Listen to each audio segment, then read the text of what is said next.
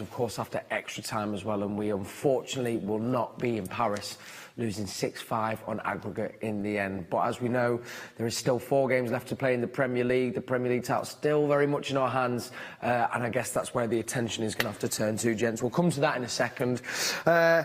I mean, it was another crazy game for so many different reasons. The second half, it kind of got going, and you think City were deserving of getting that goal from Riyad Mahrez? Not necessarily. I think, like, it's weird. I'm just gutted. You know what I mean? Like, you want to try and talk and make sense at this point, but the emotion is definitely there. And trying to look at it analytically, I think they were a bit sloppy in the second half. But then when Riyad scores that goal, you trust them to be able to take it over the line. Yeah. Because that's when, say, Jack came on, he had an opportunity, they were moving the ball quite well. So then to end up going to extra time, it's, you know, it makes you sad. And it's a shame, like, this is the downside of cup competitions. You know, you're one bad result away from everything being over. Yeah. All that hard work that came before. But for the guys, you know, they're going to have to take this in, soak up the fact that, you know, this Real Madrid have that history, they've won this however many times. They're no mugs as such, but if you've got a 1-0 lead at the Bernabeu and you are Man City and you have ambitions of making it to the Champions League final, you know, you need to be able to manage those moments, and I think overall he probably didn't do that. And I mean, it wasn't just here, Trevor, as well. Actually, you know, I think as much as we enjoyed the spectacle of the game in the first leg, how many times we had a 2-goal cushion and still couldn't hold on to that? So is that, do you reckon, a slight cause for concern? That's a theme that's popped up not just in this game. Yeah, it was very present in the Etihad game as well. I think it's a concern, definitely. You know, you look at the stats and, you know, they're stark. You know, we were 2 goals to leading with minutes to go.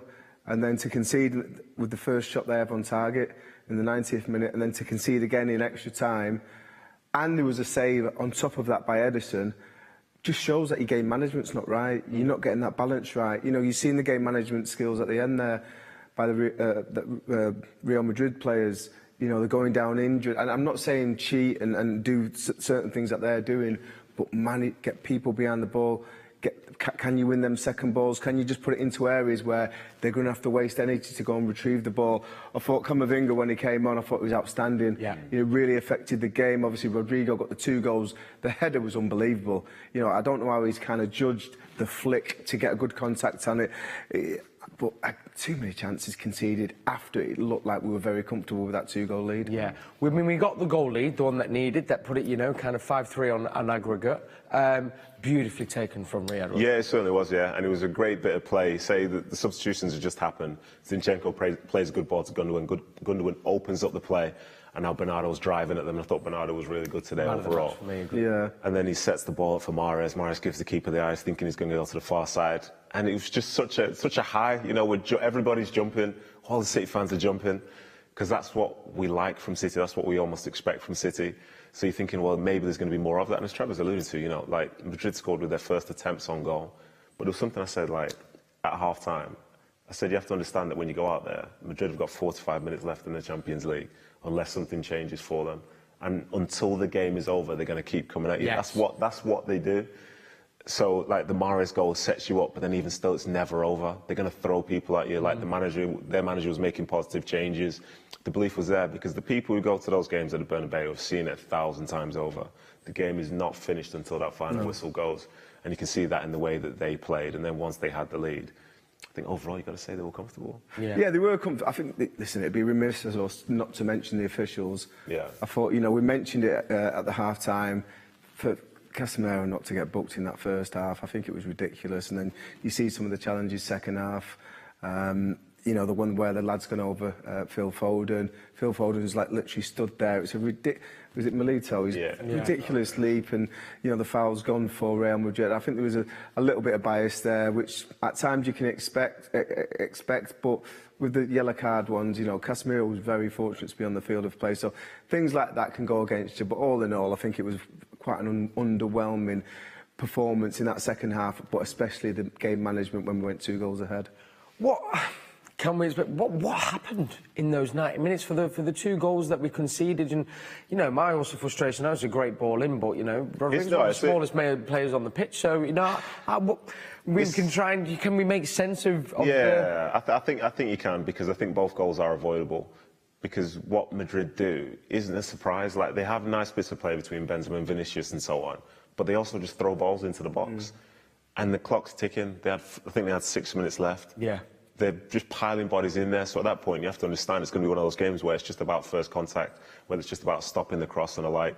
I think for their first goal as well, I think Cancelo maybe just switched off a little bit as Benzema ran in behind him. And then the ball's then gone to the next guy, and everyone's just, you switch off just for a second against these sides and you will be punished. Yeah. And I think that's what happened with the first. And then the same with the second, like the header itself. Like, I want to give him maximal credit, but I don't think he meant it. I think he's tried to make contact with the first one, but then it's been flicked and hit his head. But looking back at the video footage just then, it was 60 seconds after they scored their first. And the City had kick-off. Yeah, and it's one of them, retain possession or put the ball in the correct areas and either squeeze up together or sit deep and make them break you down. But the ball went out to the right. Grealish is out there on his own. He's 2 against 1. Yeah. So it was literally, who wants to put it in the box, me or you? Yeah. Oh, I'll do it, because he can't get to both of us. And they've moved him a little bit, got it back. It's a good ball into the box, but stop it at source. If you're going to let him put balls in the box time and time again, there's all different bodies making movements. There's a chance that they're going to get first or second contacts. Unfortunately, they got both, and that was 2-2. Was 2-2, and then we went into extra time, because, of course, it was level on aggregate. I mean, the goals was playing there as well. I mean, shocking. But extra time, you're thinking, OK, 30 minutes, can we galvanise? And Nedum, I mean, should Ruben have been doing it a little bit better there? I think he's got to try and stay on his feet. But as Trev has been alluding to and stuff, like, as you get tired, you make rash decisions. And for that one there, like, he could win the ball, but what's the real value in winning the ball at that point, as he's not stepping up to take a shot or anything like that anyway? Shepherd him out, maybe. Exactly, yeah. And he'll know, when he looks back, he'll know that's a penalty. He knows it's a mistake. He didn't need to go down. I think at times, if something is by accident and so on, then, you almost have to deal with it. But again, it was a shame, because the danger of this whole tie was the moment Madrid took the lead. Their experience in these situations would mean that they play the game in a different manner. And that's what we saw. That's why for the whole period of extra time, you're hoping that City is scoring, but you're not really seeing them do anything to make feel that true danger. Because Madrid said, right, we'll just have these banks, and we'll have Vinicius that can run up with it. We'll have Rodrigo that can run up with it, Asensio that can run up with it. And it was a shame. I think that was, if we would have just been able to just not concede so early, because you look at it in the grand scheme of things, it's 90, 91 and 95. It's like 5-6 minutes of madness, and the whole tie is completely on its head. City were dominant in theory, according to the scoreboard, for literally 180 minutes, and then 6 minutes changed everything. And come the end of it, Madrid, they looked like they could have stayed out there till the lights went off and not conceded. Yeah, and that's such a sad position to be in, but it's the nature of these ties. We do have to, I guess, also kind of ground ourselves. And as I said right at the beginning of this Matchday Live show, it's only our 3rd Champions League semi-final in our history, So do we kind of have to go, look, it's progress again? Even if, let's say, we remember 15 years ago, would you be in the Champions League against Real Madrid? Yeah. You take it. And it's another year of experience in there, and hopefully you will galvanise us next year when we go again. Yeah, I think you've got to take the positives from the experience. But it'd be difficult to lift them players out there. Yeah. All of them. I think the players that came on didn't affect the game enough, in a positive way. We mentioned him earlier, Bernabeu didn't deserve to be on the losing team. Not at all. You look at key players in their side, and the goalkeeper was outstanding. Made a save there just before Fernandinho had that chance. There was a lot of things where you just think the stars weren't aligned for us this time. So sometimes the luck just goes against you. I think it has. But they've got to look at that, analyse that, and how can they manage these situations better. Yep.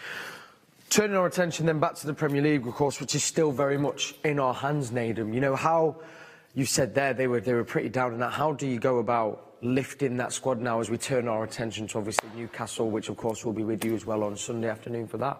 I think it's the realisation now you've got 4 games left this season, and if you win those 4 games, you win a Premier League title. This is very, very disappointing. But you're not going to have a chance to rectify it until August next year. Yeah. Until September next year, or next season, or whenever it is. So it's really understand you're the #1 team in the league right now, and if you want to mope and cry about this situation, you'll end up being the 2nd best team in the league right now. And I think if that ends up happening, then there's going to be a lot more disappointment. But for now, the beauty of the situation is there's still one thing that's very much in your hands, and you'll have 4 tough games, but you've got 4 games left this season. There's nothing, there's no ifs, ands, or buts, or maybes. It's literally 4 games. So you need to motivate yourself for that and understand, as I say, you can debrief this one, but you're going to have to sit on that till next season. Yeah. And Trevor, I mean, 180, well, 100, however many minutes in the legs there of players, and obviously the defeat as well. Probably going to be some wholesale changes, won't there, do you think, as well? Yeah, but I think that's happened all season. You know, players that have played the majority of that game, and some of them who've played the full game, won't be able to play the full game on Sunday. You've got to get them, you know, get them down to the ice baths, all the different sports science techniques that we've got to get them replenished, get the food in, get your rest. And it's going to be a tough job for Pep, because he has to motivate these boys. You can't feel sorry for yourself, because the last thing you want is to start dropping points at Newcastle, and all of a sudden that pendulum swung in Liverpool's favour. Yeah. And then they've got the league and the Champions League in their hands. Obviously the FA Cup, they've won the League Cup.